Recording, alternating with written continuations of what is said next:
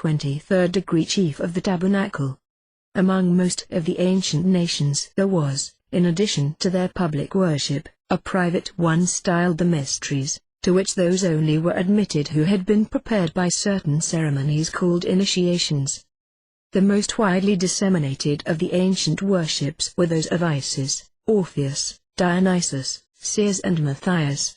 Many barbarous nations received the knowledge of the mysteries in honor of these divinities from the Egyptians, before they arrived in Greece, and even in the British Isles the Druids celebrated those of Dionysus, learned by them from the Egyptians. The mysteries of Eleusis, celebrated at Athens in honor of Ceres, swallowed up as it were, all the others. All the neighboring nations neglected their own, to celebrate those of Eleusis, and in a little while all Greece and Asia Minor were filled with the initiates. They spread into the Roman Empire, and even beyond its limits, those holy and august Eleusinian mysteries, said Cicero, in which the people of the remotest lands are initiated. Zosimus says that they embraced the whole human race, and Aristides termed them the common temple of the whole world. There were, in the Eleusinian feasts, two sorts of mysteries, the great, and the little. The latter were a kind of preparation for the former, and everybody was admitted to them. Ordinarily there was a novitiate of 3, and sometimes of 4 years. Clement of Alexandria says that what was taught in the great mysteries concerned the universe, and was the completion and perfection of all instruction, wherein things were seen as they were, and nature and her works were made known. The ancients said that the initiates would be more happy after death than other mortals, and that, while the souls of the profane on leaving their bodies, would be plunged in the mire, and remain buried in darkness, those of the initiates would fly to the Fortunate Isles, the abode of the gods. Plato said that the object of the mysteries was to re-establish the soul in its primitive purity, and in that state of perfection which it had lost. Epictetus said, "Whatever is met with therein has been instituted by our masters, for the instruction of man and the correction of morals." Process held that initiation elevated the soul, from a material, sensual, and purely human life, to a communion and celestial intercourse with the gods, and that a variety of things, forms, and species were shown initiates, representing the first generation of the gods. Purity of morals and elevation of soul were required of the initiates. Candidates were required to be of spotless reputation and irreproachable virtue. Nero, after murdering his mother, did not dare to be present at the celebration of the mysteries, and Antony presented himself to be initiated, as the most infallible mode of proving his innocence of the death of Avidius Cassius. The initiates were regarded as the only fortunate men. "It is upon us alone," says Aristophanes, "shineth the beneficent day-star. We alone receive pleasure from the influence of his rays, we, who are initiated, and who practice towards citizen and stranger every possible act of justice and piety." And it is therefore not surprising that, in time, initiation came to be considered as necessary as baptism afterward was to the Christians, and that not to have been admitted to the mysteries was held a dishonor. "It seems to me," says the great orator, philosopher, and moralist, Cicero, "that Athens, among many excellent inventions, divine and very useful to the human family, has produced none comparable to the mysteries, which for a wild and ferocious life have substituted humanity and urbanity of manners. It is with good reason they use the term initiation, for it is through them that we in reality have learned the first principles of life. And they not only teach us to live in a manner more consoling and agreeable, but they soften the pains of death by the hope of a better life hereafter. Where the mysteries originated is not known. It is supposed that they came from India, by the way of Chaldea, into Egypt, and thence were carried into Greece. Wherever they arose, they were practiced among all the ancient nations, and, as was usual, the Thracians, Cretans, and Athenians each claimed the honor of invention, and each insisted that they had borrowed nothing from any other people. In Egypt and the East, all religions even in its most poetical forms, was more or less a mystery, and the chief reason why, in Greece, a distinct name and office were assigned to the mysteries, was because the superficial popular theology left a want unsatisfied, which religion in a wider sense alone could supply. They were practical acknowledgments of the insufficiency of the popular religion to satisfy the deeper thoughts and aspirations of the mind. The vagueness of symbolism might perhaps reach what a more palpable and conventional creed could not. The former, be its indefiniteness, acknowledged the abstruseness of its subject. It treated a mysterious subject myopically. It endeavored to illustrate what it could not explain, to excite an appropriate feeling, if it could not develop an adequate idea, and shade the image a mere subordinate conveyance for the conception, which itself never became too obvious or familiar. The instruction now conveyed by books and letters was of old conveyed by symbols, and the priest had to invent or to perpetuate a display of rites and exhibitions, which were not only more attractive to the eye than words, but often to the mind more suggestive and pregnant with meaning. Afterward, the institution became rather moral and political, than religious. The civil magistrates shaped the ceremonies to political ends in Egypt. The sages who carried them from that country to Asia, Greece, and the north of Europe, were all kings or legislators. The chief magistrate presided at those of Eleusis, represented by an officer-styled king, and the priest played but a subordinate part. The powers revered in the mysteries were all in reality natured gods, none of whom could be consistently addressed as mere heroes, because their nature was confessedly superheroic. The mysteries, only in fact a more solemn expression of the religion of the ancient poetry, taught the doctrine of the theocratia or divine oneness, which even poetry does not entirely conceal. They were not in any open hostility with the popular religion, but only a more solemn exhibition of its symbols, or rather a part of itself in a more impressive form.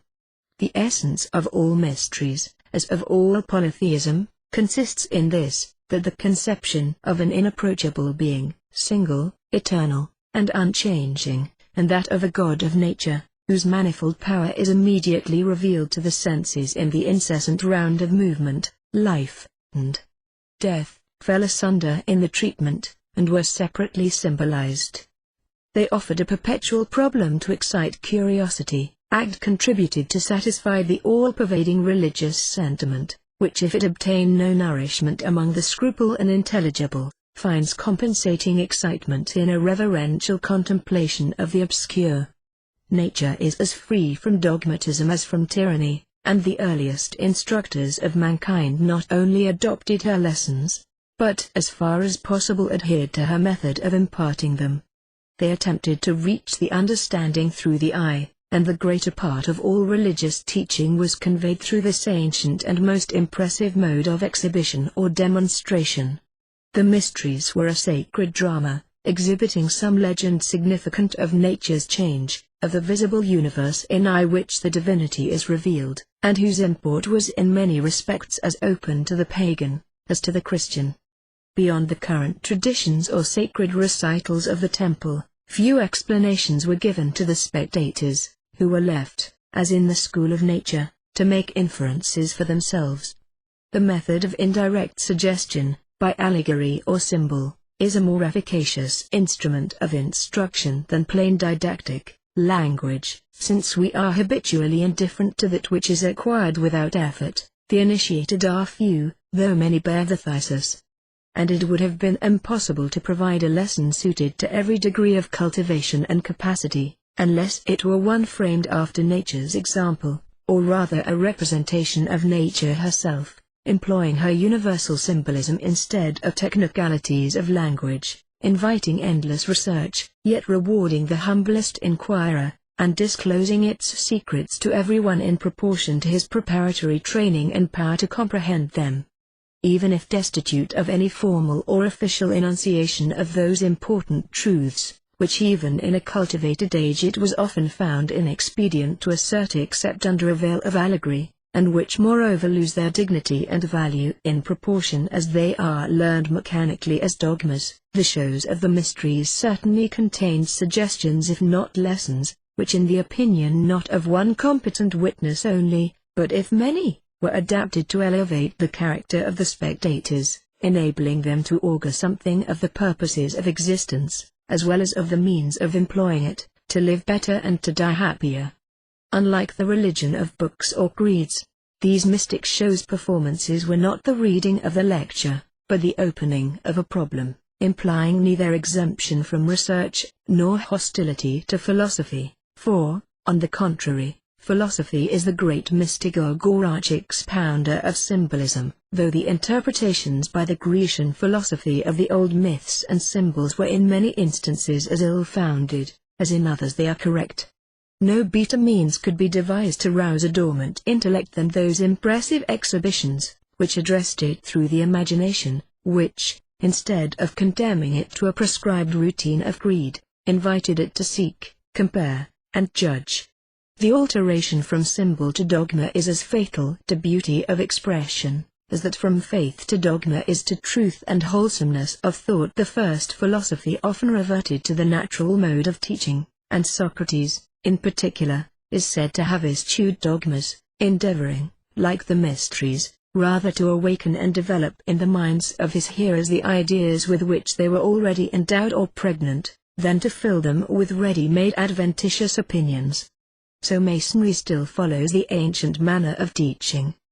Her symbols are the instruction she gives, and the lectures are but often partial and insufficient one-sided endeavors to interpret those symbols. He who would become an accomplished Mason must not be content merely to hear or even to understand the lectures, but must, aided by them, and they having as it were marked out the way for him, study, interpret, and develop the symbols for himself. The earliest speculation endeavored to express far more than it could distinctly comprehend, and the vague impressions of the mind found in the mysterious analogies of phenomena their most apt and energetic representations. The mysteries, like the symbols of Masonry, were but an image of the eloquent analogies of nature, both those and these revealing no new secret to such as were or are unprepared, or incapable of interpreting their significance. Everywhere in the old mysteries, and in all the symbolisms and ceremonial of the Hierophant was found the same mythical personage, who, like Hermes, or Zoroaster, unites human attributes with divine, and is himself the god whose worship he introduced, teaching rude men the commencements of civilization through the influence of song, and connecting with the symbol of his death, emblematic of that of nature, the most essential consolations of religion. The mysteries embraced the three great doctrines of ancient theosophy. They treated of God, man, and nature. Dionysus, whose mysteries Orpheus is said to have founded, was the god of nature, or of the moisture which is the life of nature, who prepares in darkness the return of life and vegetation, or who is himself the light and change evolving their varieties. He was theologically one with Hermes, Prometheus, and Poseidon. In the Aegean Islands he is Bts, Dardanus, Hymeros, or Umbros. In Crete he appears as Iasius or Zeus, whose worship remaining unveiled by the usual forms of mystery, betrayed to profane curiosity the symbols, which, if irreverently contemplated, were sure to be misunderstood. In Asia he is the long-styled Basarius coalescing with the Sabazius of the Phrygian Cori bands, the same with the mystic Iacchus, nursling or son of Ceres, and with the dismembered Zagre, Ace, son of Persephone. In symbolical forms the mysteries exhibited the one, of which the manifold is an infinite illustration, containing a moral lesson, calculated to guide the soul through life, and to cheer it in death. The story of Dionysus was profoundly significant. He was not only creator of the world, but guardian, liberator, and savior of the soul. God of the many-colored mantle, he was the resulting manifestation personified, the all in the many, the varied year, life passing into innumerable forms. The spiritual regeneration of man was typified in the mysteries by the second birth of Dionysus's offspring of the highest, and the agents and symbols of that regeneration were the elements that affected nature's periodical purification: the air, indicated by the mystic fan or winnow, the fire, signified by the torch, and the baptismal water, for water is not only cleanser of all things, but the genesis or source of all. Those notions, clothed in ritual, suggested the soul's reformation and training, the moral purity formerly proclaimed at Eleusis. He only was invited to approach, who was, of clean hands and ingenuous speech, free from all pollution, and with a clear conscience. Happy the man, say the initiated in Euripides and Aristophanes, who purifies his life, and who reverently consecrates his soul in the thirsts of the God. Let him take heed to his lips that he utter no profane word, let him be just and kind to the stranger, and to his neighbor, let him give way to no vicious excess, lest he make dull and heavy the organs of the spirit. Far from the mystic dance of the thirsts be the impure, the evil speaker, the seditious citizen, the selfish hunter after gain, the traitor, all those, in short, whose practices are more akin to the riot of Titans than to the regulated life of the Orphici, or the Curitan order of the priests of Ida Aeon's use. The votary, elevated beyond the sphere of his ordinary faculties, and unable to account for the agitation which overpowered him, seemed to become divine, in proportion as he ceased to be human, to be a demon or god. Already, in imagination, the initiated were numbered among the beatified. They alone enjoyed the true life, the sun's true luster, while they hymned their God beneath the mystic groves of a mimic Elysium, and were really renovated or regenerated under the genial influence of their dances. They whom Proserpine guides in her mysteries, it was said, who imbibed her instruction and spiritual nourishment, rest from their labors and know strife no more. Happy they who witness and comprehend these sacred ceremonies. They are made to know the meaning of the riddle of existence by observing its aim and termination, as appointed by Zeus. They partake a benefit more valuable and enduring than the grain bestowed by wares, for they are exalted in the scale of intellectual existence, and obtain sweet hopes to console them at their death. No doubt the ceremonies of initiation were originally few and simple. As the great truths of the primitive revelation faded out of the memories of the masses of the people, and wickedness became rife upon the earth, it became necessary to discriminate, to require longer probation and satisfactory tests of the candidates, and by spreading around what at first were rather schools of instruction than mysteries, the veil of secrecy, and the pomp of ceremony, to heighten the opinion of their value and importance.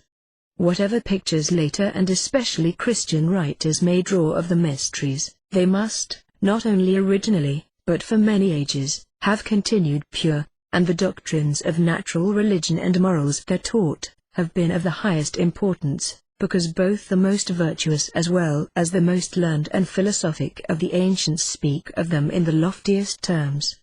That they ultimately became degraded from their higher state, and corrupted, we know. The rites of initiation became progressively more complicated. Signs and tokens were invented by which the children of light could with facility make themselves known to each other.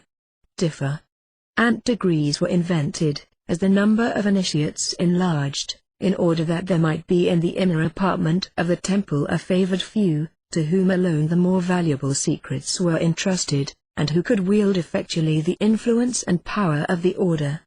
Originally the mysteries were meant to be the beginning of a new life of reason and virtue. The initiated or esoteric companions were taught the doctrine of the one supreme God, the theory of death and eternity, the hidden mysteries of nature, the prospect of the ultimate restoration of the soul to that state of perfection from which it had fallen, its immortality, and the states of reward and punishment after death.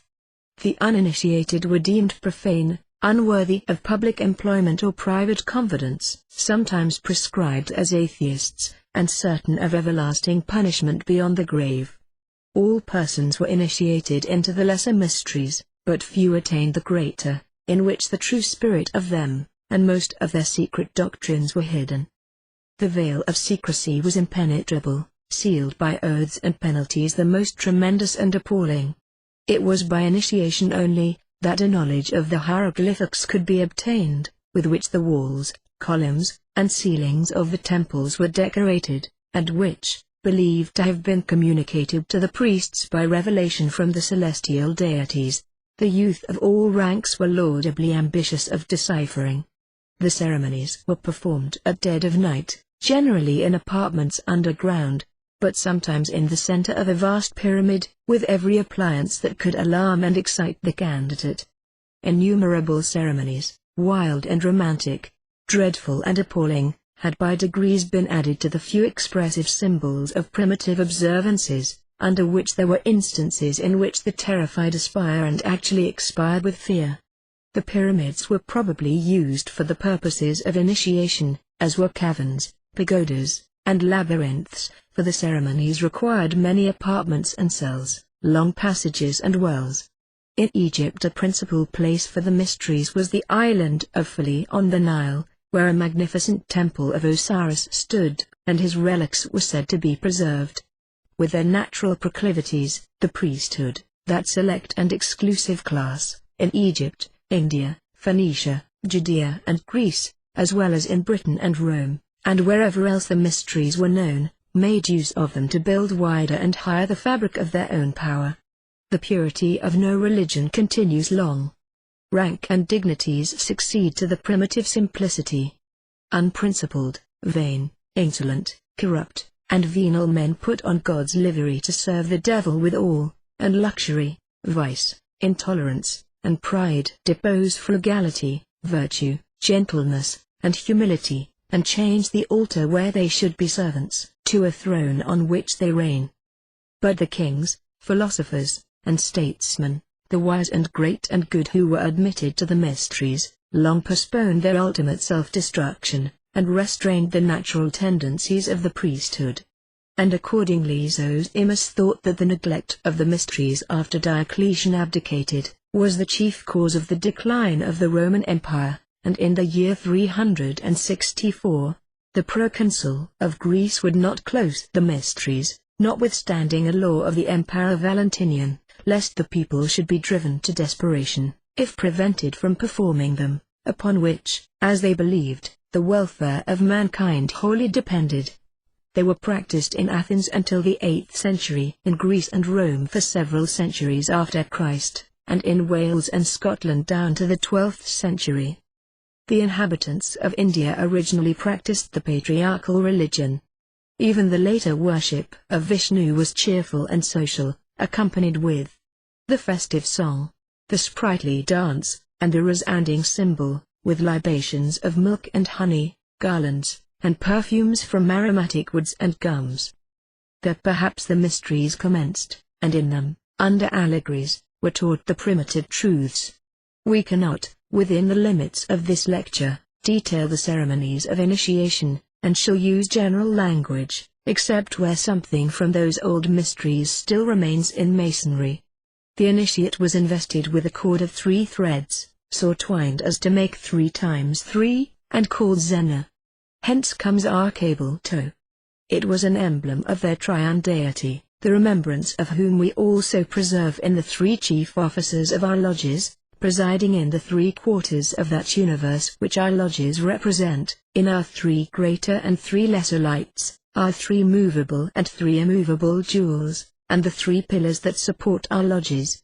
The Indian mysteries were celebrated in subterranean caverns and grottos hewn in the solid rock, and the initiates adored the deity, symbolized by the solar fire.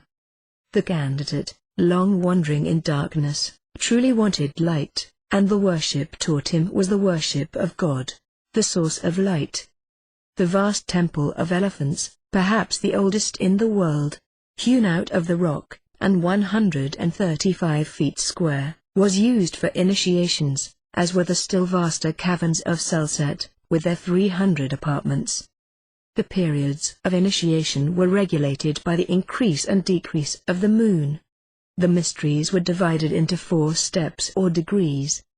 The candidate might receive the first at 8 years of age, when he was invested with the Zena. Each degree dispensed something of perfection. Let the wretched man, says the Hitopadesa, practice virtue, whenever he enjoys one of the 3 or 4 religious degrees, let him be even-minded with all created things, and that disposition will be the source of virtue. After various ceremonies, chiefly relating to the unity and trinity of the Godhead, the candidate was clothed in a linen garment without a seam, and remained under the care of a Brahmin until he was 20 years of age, constantly studying and practicing the most rigid virtue. Then he underwent the severest probation for the 2nd degree, in which he was sanctified by the sign of the cross, which, pointing to the 4 quarters of the compass, was honored as a striking symbol of the universe by many nations of antiquity, and was imitated by the Indians in the shape of their temples.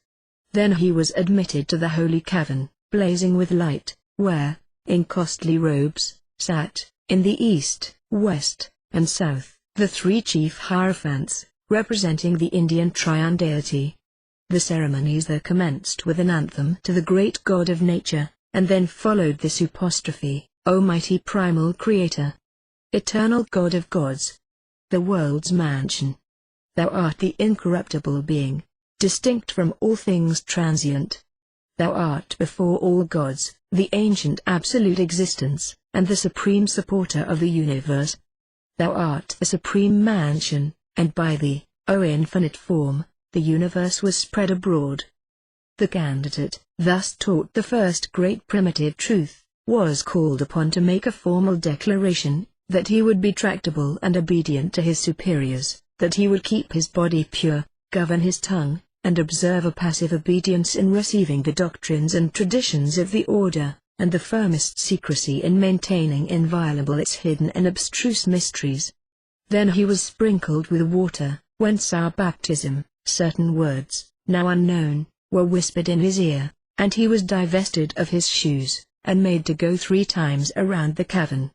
Hence our 3 circuits, hence we were neither barefoot nor shod, and the words were the pass-words of that Indian degree. The gymnosophist priests came from the banks of the Euphrates into Ethiopia, and brought with them their sciences and their doctrines.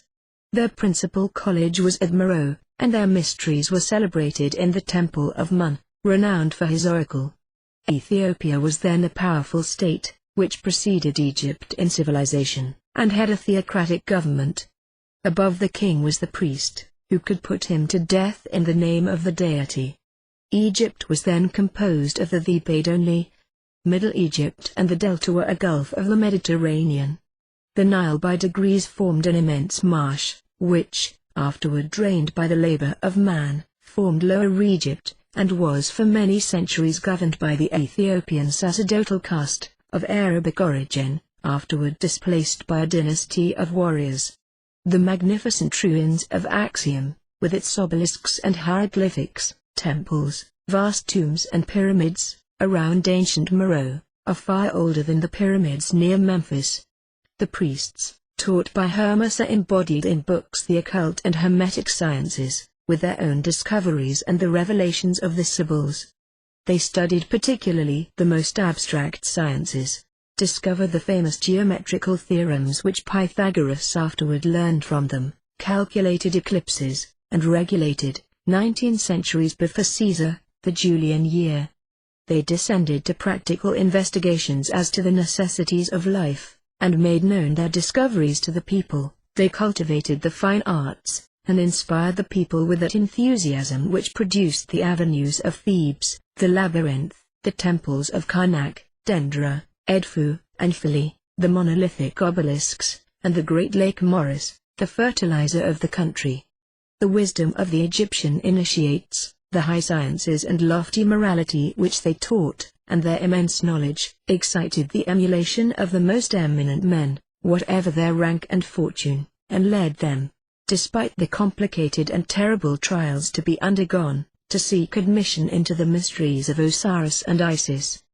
From Egypt, the mysteries went to Phoenicia, and were celebrated at Tyre. Osiris changed his name, and become Adni or Dionysos, still the representative of the sun, and afterward these mysteries were introduced successively into Assyria, Babylon, Persia, Greece, Sicily, and Italy.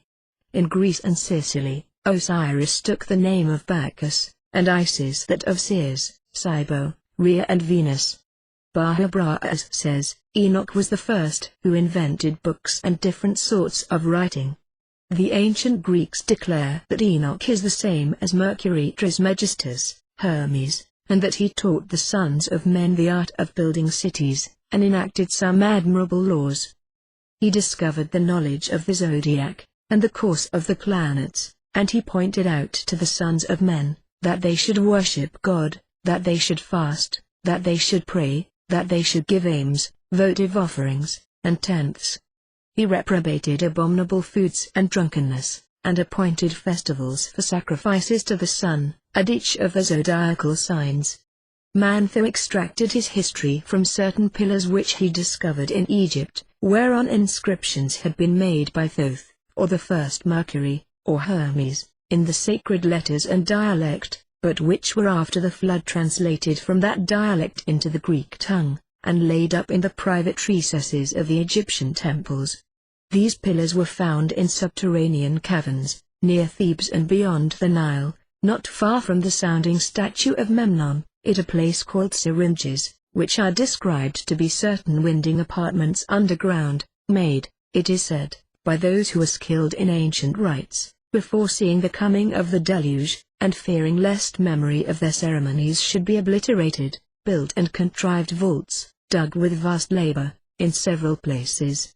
From the bosom of Egypt sprang a man of consummate wisdom, initiated in the secret knowledge of India, of Persia, and of Ethiopia, named Thothortha by his compatriots, Taort by the Phoenicians, Hermes Trismegistus by the Greeks, and Idris by the Wrens.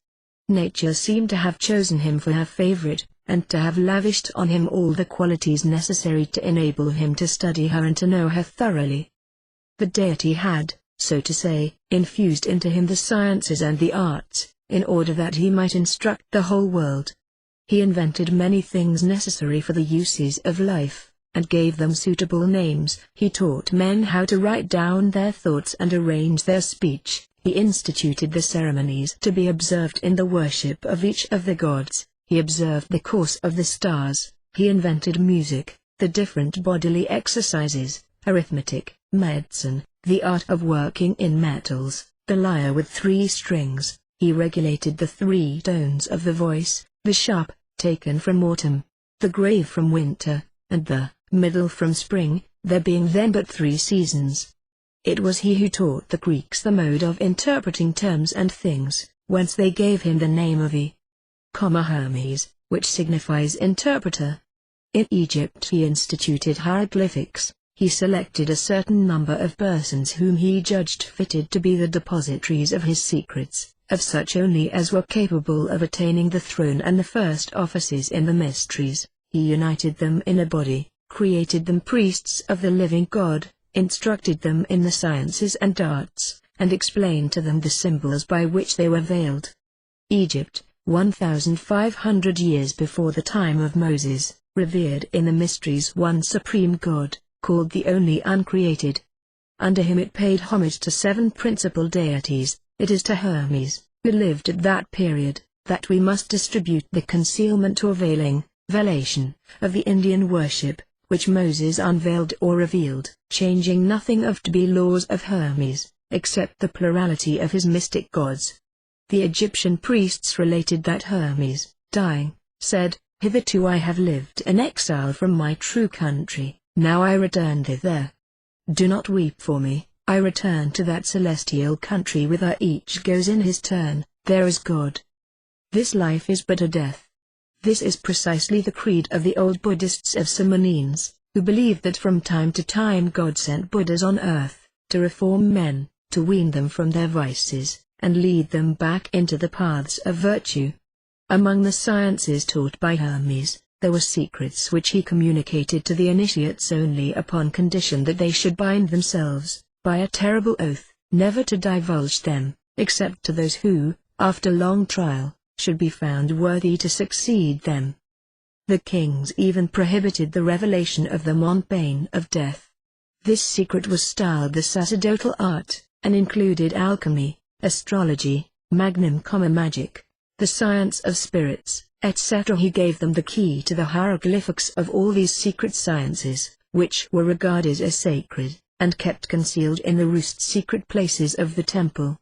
The great secrecy observed by the initiated priests, for many years, and the lofty sciences which they professed, caused them to be honored and respected throughout all Egypt, which was regarded by other nations as the college, the sanctuary, of the sciences and arts.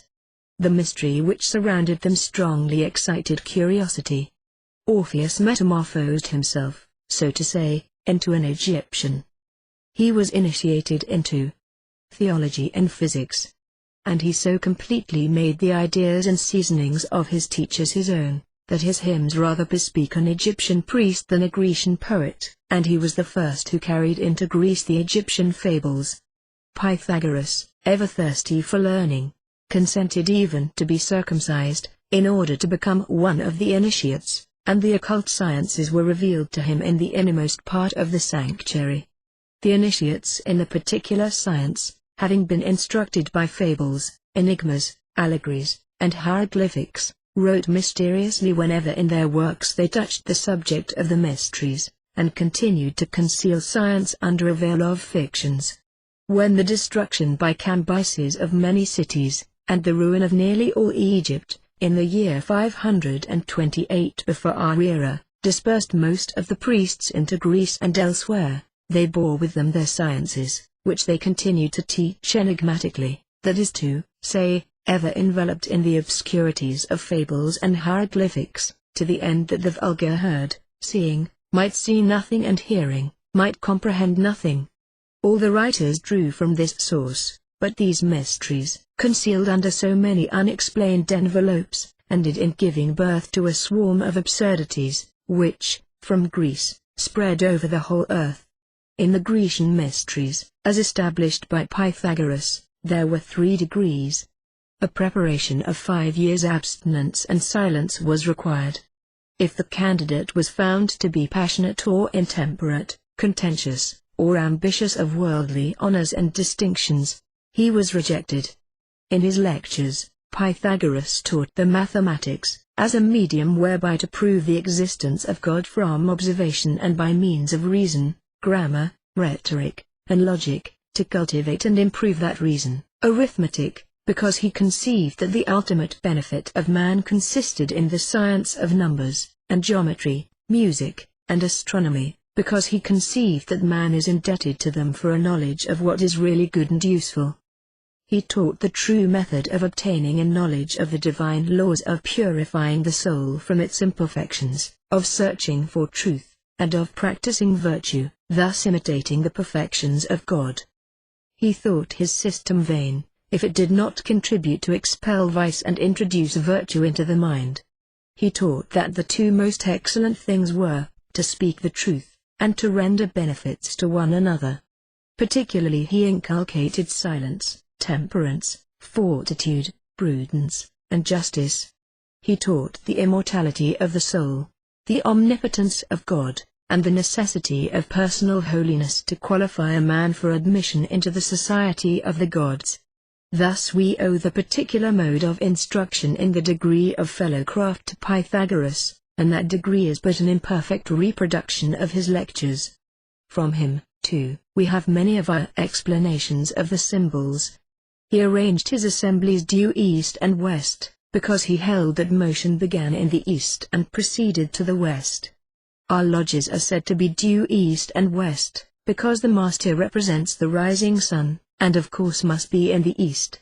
The pyramids, too, were built precisely by the 4 cardinal points. And our expression, that our lodges extend upward to the heavens, comes from the Persian and Druidic custom of having to their temples no roofs but the sky.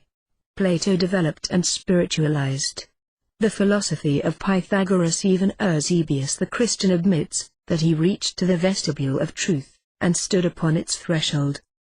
The Druidical ceremonies undoubtedly came from India, and the Druids were originally Buddhists. The word Druid, like the word Magi, signifies wise or learned men, and they were at once philosophers, magistrates, and divines. There was a surprising uniformity in the temples, priests, doctrines, and worship of the Persian Magi and British Druids. The gods of Britain were the same as the Kabiri of Samothrace. Osiris and Isis appeared in their mysteries, under the names of Hu and Siridwan, and like those of the primitive Persians, their temples were enclosures of huge unhewn stones, some of which still remain, and are regarded by the common people with fear and veneration. They were generally either circular or oval. Some were in the shape of a circle to which a vast serpent was attached. The circle was an Eastern symbol of the universe, governed by an omnipotent deity whose center is everywhere, and his circumference nowhere, and the egg was an universal symbol of the world. Some of the temples were winged, and some in the shape of a cross, the winged ones referring to Neph, the winged serpent deity of Egypt, whence the name of Navestock, where one of them stood. Temples in the shape of a cross were also found in Ireland and Scotland. The length of one of these vast structures, in the shape of a serpent, was nearly 3 miles. The grand periods for initiation into the Druidical mysteries were quarterly, at the equinoxes and solstices. In the remote times when they originated, these were the times corresponding with the 13th of February, 1st of May, 19th of August, and 1st of November. The time of annual celebration was May Eve, and the ceremonial preparations commences at midnight, on the 29th of April. When the initiations were over, on May Eve, fires were kindled on all the cairns and cromers in the island, which burned all night to introduce the sports of May Day. The festival was in honor of the Sunday the initiations were performed at midnight, and there were 3 degrees. The Gothic mysteries were carried northward from the east, by Odin, who, being a great warrior, modeled and varied them to suit his purposes and the genius of his people. He placed over their celebration 12 hierophants, who were alike priests, counselors of state, and judges from whose decision there was no appeal. He held the numbers 3 and 9 in peculiar veneration, and was probably himself the Indian Buddha. Every thrice 3 months, thrice 3 victims were sacrificed to the Triune God. The Goths have 3 great festivals, the most magnificent of which commenced at the winter solstice, and was celebrated in honor of Thor, the prince of the power of the air. That being the longest night in the year, and throne after which the sun comes northward, it was commemorative of the creation, and they termed it Mother Night, as the one in which the creation of the world and light from the primitive darkness took place. This was the Yule, Jitul, or Yule feast, which afterward became Christmas. At this feast the initiations were celebrated. Thor was the sun, the Egyptian Osiris, and Neph, the physician Bel or Bel. The initiations were held in huge intricate caverns, terminating, as all the Mithriac caverns did, in a spacious vault, where the candidate was brought to light. Joseph was undoubtedly initiated. After he had interpreted Pharaoh's dream, that monarch made him his prime minister, let him ride in his 2nd chariot, while they proclaimed before him, an Egyptian word, meaning, bow down, and set him over the land of Egypt. In addition to this, the king gave him a new name, Tsapanat-Painuk, and married him to Asenat, daughter of Patipering, a priest of Anor Hierapolis, where was the temple of Atmri, the great god of Egypt, thus completely naturalizing him. He could not have contracted this marriage, nor have exercised that high dignity